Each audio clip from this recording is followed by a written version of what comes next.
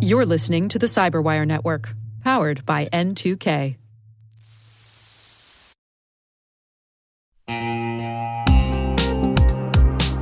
Maybe that's an urgent email from your CEO, or maybe it's a deepfake targeting your business.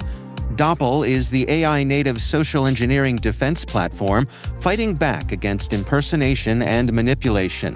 As attackers use AI to make their tactics more sophisticated, Doppel uses it to fight back, automatically dismantling cross-channel attacks, building team resilience, and providing agentic email protection.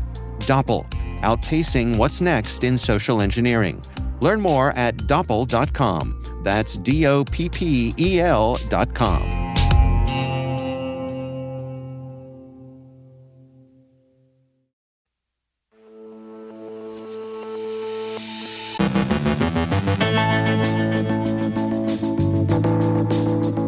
Poland's CERT describes winter cyber attack against heat and power plant. Russian military hackers target Ukrainian IT workers in fake recruitment scheme. Chinese IP connections spark security review in UK Navy drones. US and South Korea warn of Gunra ransomware gang with North Korean ties. OpenAI mandates strict security controls for its new cybersecurity model. Record-breaking DDoS attacks surge in H1 2026. Data scraping AI extension returns to the Chrome Web Store.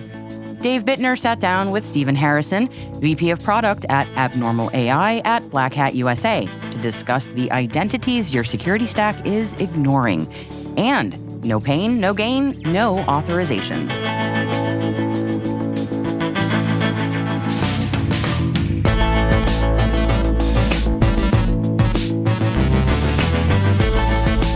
Today is Tuesday, August 11th, 2026. I'm Maria Varmazis, and this is your CyberWire Intel Briefing.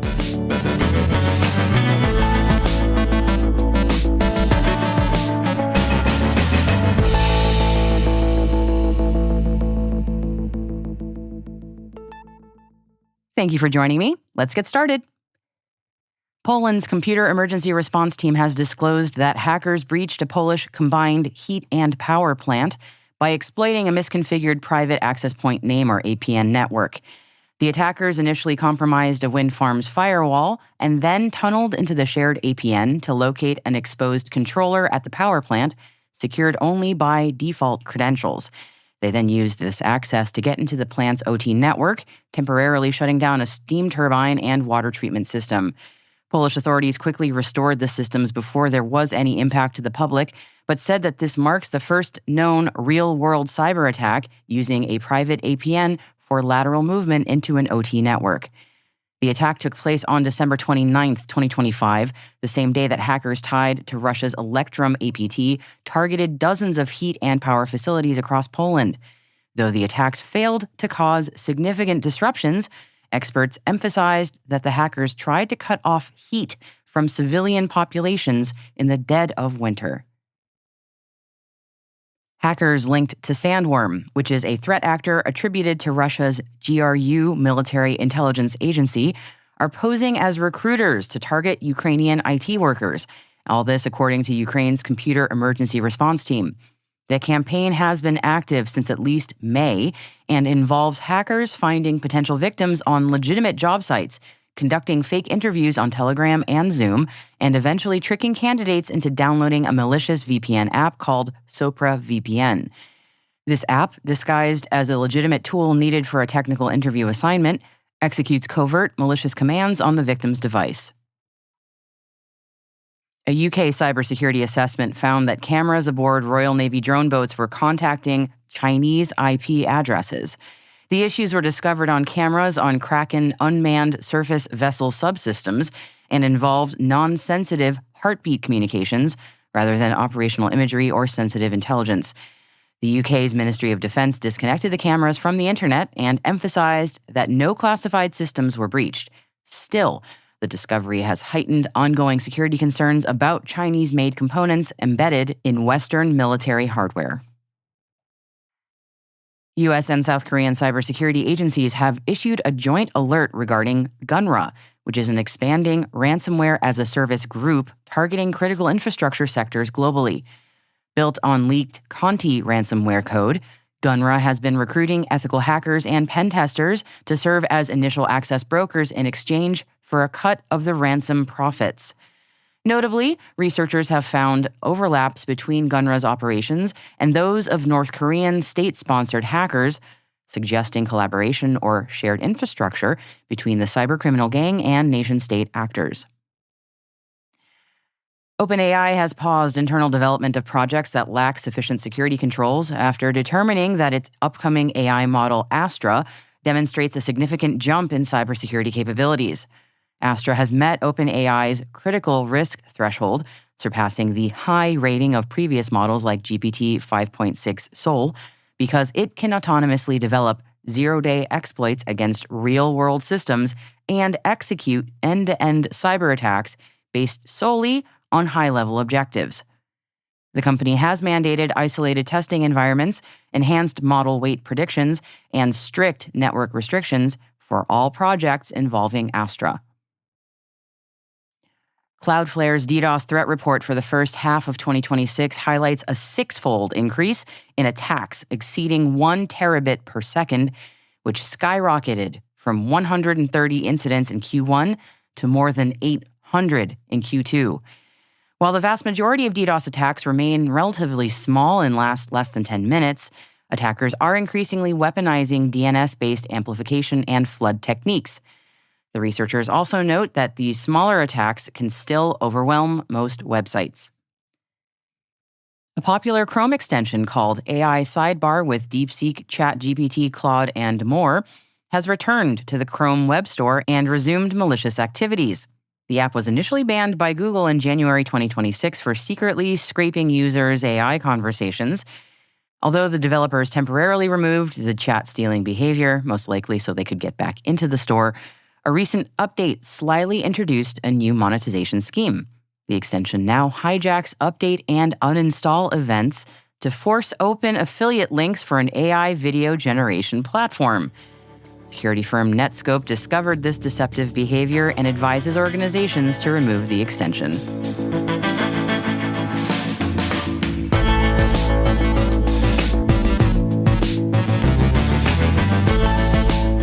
Now, stick with us after the break, as Dave Bittner recently sat down at Black Hat USA with Stephen Harrison, VP of Product at Abnormal AI, to discuss the identities your security stack is ignoring. And no pain, no gain, no authorization.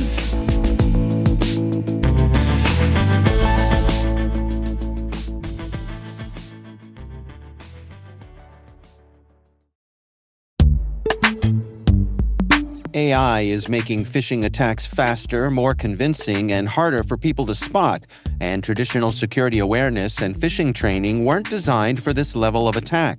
HawksHunt helps security teams prepare employees for the attacks they face every day with personalized phishing training that adapts to each employee and reduces risky behavior over time.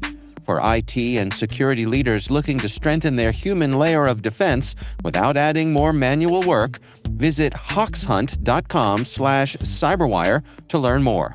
That's HOXHUNT.com/cyberwire.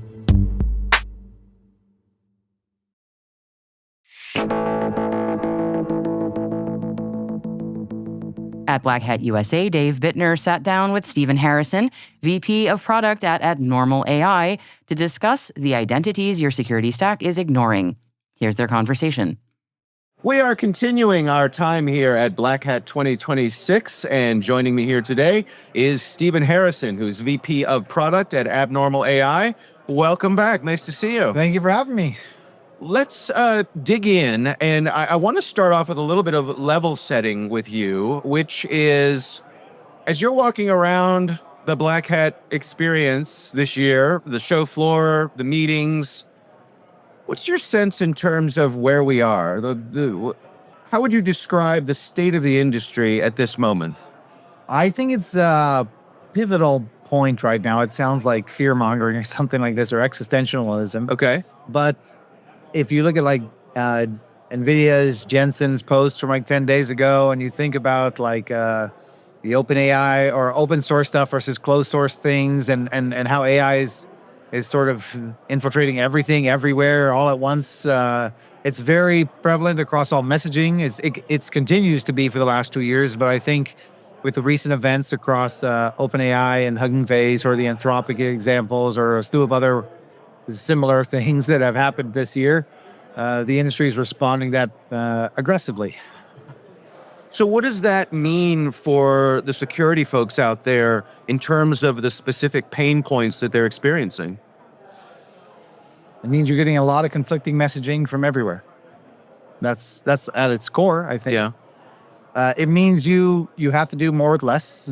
You need to rethink your partnerships and frameworks in a way that works best for your company's appetite for risk. Some companies are all about like empowering employees to do whatever and bring in new technologies to innovate, because they see the cost of not innovating really worse than the risk of taking this approach. And so what is the advice that you're giving to those folks to try to get this under control? Take a deep breath. First. I think that's sound advice. Take a deep breath. Yeah. Don't panic, as the book says. Sure, the good book. Yeah. And really adapt your controls. They're not new. We're talking about least privilege. We're talking about reducing your scope of impact. And when we talk about buzzwords like zero trust, really what we're talking about is controlling the scope of impact for an identity, and really try to understand what guardrails meet your company's risk appetite. And that's going to be a challenge for some companies. And I see a lot of CISOs or cohorts or friends over the years who are coming to me now, and they're saying, it's really stressful when we're like, we want to pause and slow down and think about this carefully. And the industry really isn't affording them the luxury. Right. And so instead of trying to fight the tide, as it were, really we need to find a way to flow with it, and in a very controlled way, so that we're enabling transformation and not just blocking it or dropping gates and fences and saying, stop everything until I'm comfortable with moving forward. That would be a very arrogant ego to state that to their company, and really it's adapting to saying, where can we take risks? What trade-offs can we take? Can we put in compensating controls for those areas so that the company can reach its goals, and we're not holding it back? To what degree does the traditional notion of identity, at least as we've defined it in cyber, does it still apply? Traditionally, like in non-person account attestations, you would essentially say, Johnny over here, you have this scope of permissions. Your employees have these scopes of permissions. These seem accurate from our logs and what you access day to day, and we're going to maintain those. But now introducing an abstraction of autonomous workloads and AI agentic workloads, we need to be very certain that we maintain the same level of governance for attestation, and that when we introduce these new tools, that we're not bringing in scope creep, as it were, meaning the agent has more permissions than the person who created it was entitled to.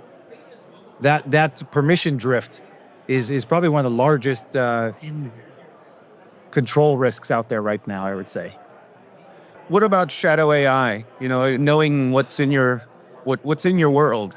I think this is really paramount to any organization, understanding what AI or software, I don't want to lump them together, but let's talk about AI because that's the bigger risk here. Right. And it has actually more potential, I guess. So that's probably why we should care about it. Shadow AI entering the environment is not just a risk to like maybe Johnny uploads sensitive information to an AI chat. There's compounded cost risks there. Tools entering your environment, missing data processing addendums. All these non-sexy governance, risk, and compliance workflows still have to be performed. And if you don't have a solution where you can actually monitor and see what shadow AI is coming into your environment, you're just sort of like burying your head in the sand, right? You're saying, ignorance is bliss. If I don't know about it, and this is a real thing that CISOs do. They say, if I know about it, I have to do something about it. Right. If I don't know about it, I don't have to do something about it. I have this blissful ignorance that I can legally defend myself with, right? Right. But then ignorance and negligence sort of become hand in hand there, right? And I would challenge CISOs as a former CISO to really change their mindset there and really just go headfirst into the unknown and really try to catalog and understand what's entering your environment. Stephen Harrison is VP of Product at Abnormal AI. Stephen, thank you so much for taking the time for us. Thank you so much for having me. If you want to learn more, be sure to check out all the links in our show notes.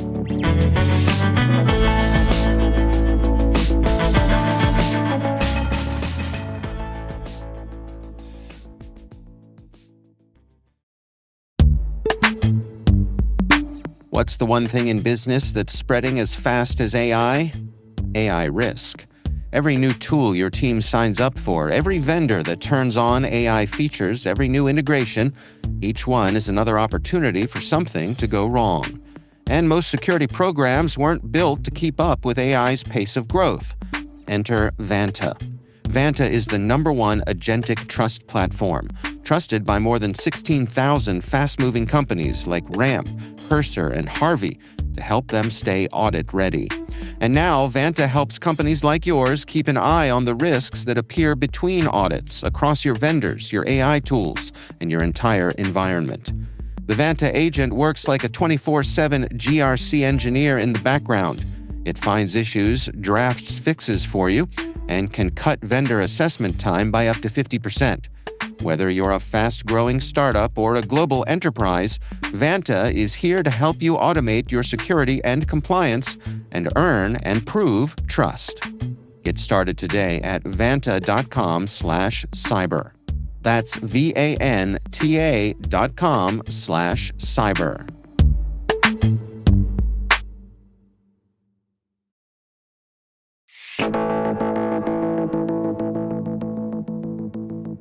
And lastly today, a Melbourne man inadvertently hacked his gym's booking system after asking his AI personal assistant to secure a spot in a popular class. The agent, which was powered by Anthropic's Claude via OpenClaw software, analyzed the gym's API, discovered it lacked basic authorization checks, and exploited the vulnerability to book classes months before the allowed window.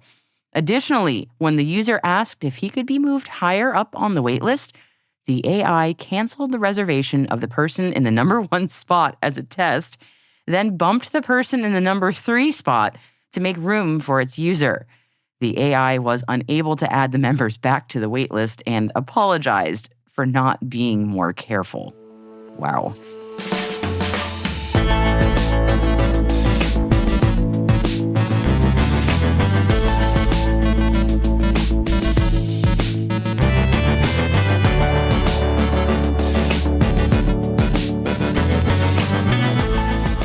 And that's the CyberWire. For links to all of today's stories, check out our daily briefing at thecyberwire.com. We'd love to know what you think of this podcast. Your feedback ensures we deliver the insights that keep you a step ahead in the rapidly changing world of cybersecurity. If you like our show, please share a rating and review in your podcast app. Please also fill out the survey in the show notes or send an email to cyberwire@n2k.com. N2K's lead producer is Liz Stokes. We are mixed by Trey Hester, with original music and sound design by Elliot Peltzman. Our executive producer is Jennifer Ivan. Peter Kilpie is our publisher. And I'm Maria Varmazis, in for Dave Bittner this week. Thanks for listening. We'll see you tomorrow.